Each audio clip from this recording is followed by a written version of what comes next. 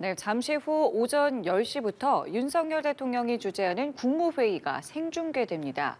일제 강제징용에 대한 배상해법과 한일 정상회담 결과를 윤 대통령이 국민들에게 직접 보고한다는 취지인데요. 취재기자 연결해서 자세히 들어보겠습니다. 정주희 기자. 네, 윤 대통령은 오전 10시부터 용산 대통령실에서 국무회의를 주재합니다. 대통령실은 이례적으로 윤 대통령의 발언을 실시간으로 중계하기로 했는데요. 저희 연합뉴스TV도 생중계로 전해드릴 예정입니다. 우선 윤 대통령은 정부가 발표한 제3자 변제를 골자로 하는 강제징용 배상 해법을 직접 설명할 것으로 보입니다.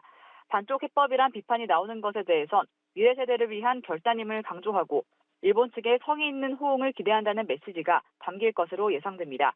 지난 16일부터 이틀간 이뤄진 방일과 한일 정상회담에 대해서도 국민들에게 그 결과와 의미를 설명할 것으로 보입니다. 야권을 중심으로 굴욕 외교란 비판이 나오는 데 대해서도 입장을 밝힐지 주목됩니다. 아울러 일본이 5월 히로시마에서 열리는 주요 7개국 G7 정상회의에 윤 대통령을 초청한 데 대해서도 한일 관계 복원의 후속 조치라고 강조할 것으로 전망됩니다. 정부가 발표한 근로시간제 개편안을 둘러싼 혼선도 이어지고 있죠. 이와 관련한 언급도 있을 걸로 보이죠. 네, 윤 대통령은 근로시간 유연화 정책과 관련해서도 직접 입장을 밝힐 것으로 예상됩니다.